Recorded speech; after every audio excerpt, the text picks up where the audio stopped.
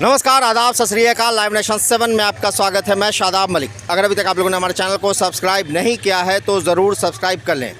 बिहार में बेरोज़गारी जिस तरह से बढ़ रही है और लगातार बढ़ती बेरोज़गारी पर सरकार जिस तरह का ढुलमुल रवैया अपना रही है और उसे लेकर आयोग जिस तरह से, चाहे कोई भी आयोग हो, चाहे वो बिहार कर्मचारी चयन आयोग हो, चाहे वो बिहार टेक्निकल सर्विस कमीशन हो, चाहे वो लैंड एंड रेवेन्यू डिपार्टमेंट हो या फिर वो Bihar urban housing development department हो, कोई भी बिहार सरकार का आयोग या फिर विभाग हो, वो रोज़गार को लेकर कितना सक्रिय है वो आपको भी पता है।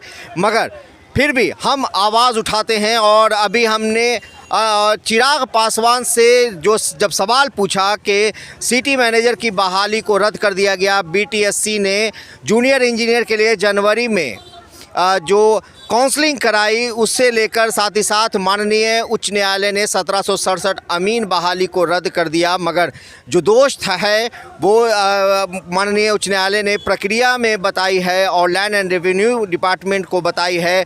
ये भी हमने सवाल पूछे कि इस तरह बिहार सरकार ढुलमुल क्यों अपने रवैये को अपना रही है। साथ ही साथ और भी जो कई मुद्दे हैं जिस पर हमने चर्चा की बिहार में बढ़ती बेरोज़गारी पर, और इसे लेकर चिराग पासवान ने क्या कुछ कहा है आप खुद सुनिए। बेरोज़गारी एक बड़ा मुद्दा है और इसे लेकर 1 मिनट बेरोज़गारी का बस एक सबसे बड़ा मुद्दा है कि मुख्यमंत्री नीतीश कुमार जी बताएं 19 लाख रोज़गार का वादा था, बस उस वादे को आप कब पूरा कर रहे हैं। वो वादा करते वक्त आपने ये शर्त नहीं रखी थी कि भाई विशेष राज्य का दर्जा मिलेगा तब हम उस वादे को पूरा करेंगे। उस वादे को आप कब पूरा कर रहे हैं ये मुख्यमंत्री बताएं। आने वाले दिनों में क्या लगता है कि जिस तरह बेरोज़गारी एक बड़ा आंदोलन का रूप ले सकती है? बिल्कुल ले सकती है, नहीं लेना ही चाहिए। और बिहार के युवा सड़क पर आएंगे, मैं उनके साथ हूँ भैया। आज की तारीख में सरकार की जिम्मेदारी है इन युवाओं को रोज़गार देने की। बार बार मैं आग्रह करता रहा हूँ कि एक युवा आयोग का गठन किया जाए, राष्ट्रीय स्तर पर भी किया जाए और प्रदेश में भी किया जाए। युवा आयोग देखे कि बेरोज़गारों को उनके काबिलियत के अनुसार उनको रोज़गार मिले।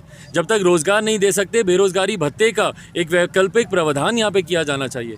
तो हम लोग चाहते हैं कि युवा आएँ और एक बड़ा आंदोलन हो बेरोज़गारी। 1767 अमीन की बहाली को माननीय उच्च न्यायालय ने रद्द कर दिया, प्रक्रिया में दोष था। साथ ही साथ दरोगा की बहाली को लेकर सवाल उठता रहता है बीएसएससी पर। बीएसएससी का आपको पता है प्रथम इंटर स्तरीय 2014 वाली वैकेंसी को लेकर अभी तक लोचा चल ही रहा है।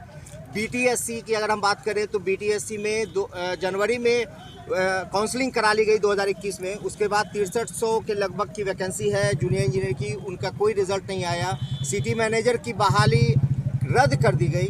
तो इस तरह के कई मुद्दे हैं बिहार में। इस तरीके के अनेक मुद्दे हैं। बहरहाल न्यायालय का, माननीय न्यायालय का जो आदेश है उसके ऊपर मैं कोई टिप्पणी नहीं करूंगा, पर उसके अलावा जितने भी विषय हैं जहां पे लोग धरना दे रहे हैं, मुझे लगता है कि उचित व्यक्ति, और मैं चाहूँगा आप सबसे आग्रह करूँगा कि मुख्यमंत्री नीतीश कुमार जी, जिनकी आज की तारीख में जवाबदेही बनती है, जाइए उनसे सवाल कीजिए। मैं तो इन सब के साथ मजबूती से खड़ा हूँ, पर मेरी भी अपनी सीमाएँ हैं भाई।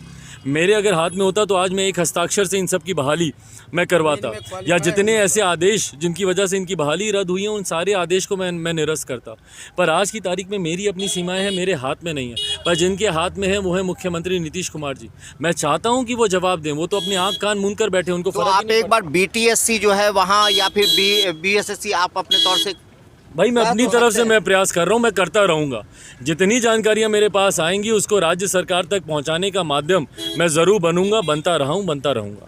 तो युवाओं की आवाज़ चिराग पासवान बन रहे हैं और ऐसे में एक बड़ा मुद्दा जो लगातार बिहार में उठ रहा है और वो है बेरोज़गारी का। और बेरोज़गारी एक ऐसा मुद्दा है जिसे नज़रअंदाज नहीं किया जा सकता। बेरोज़गारी पर कभी भी किसी भी हाल में बेरोज़गारी को नहीं बख्शा जा सकता। और बिहार में जिस तरह से बेरोज़गारी बढ़ रही है, इसे लेकर कई तरह के आंदोलन हो रहे हैं। पटना का गर्दनी बाग इसका गवाह रहा है कि हमेशा पटना के गर्दनी बाग में चाहे बिहार कर्मचारी चयन आयोग के अभ्यर्थी हों, चाहे एसटीईटी के अभ्यर्थी हों, चाहे कोई भी हों, हर लोग गर्दनी बाग में धरना प्रदर्शन करते हैं। मगर सरकार तक वो आवाज़ कितनी पहुंचती है ये आपको भी पता है, ये हम भी जानते हैं। मगर फिर भी हम सवाल पूछते हैं उन बड़े नेताओं से ताकि ये आवाज़ सरकार के कान तक जा सके और सरकार को एहसास हो कि सरकार आखिर बेरोज़गारी के मुद्दे पर क्या कर रही है।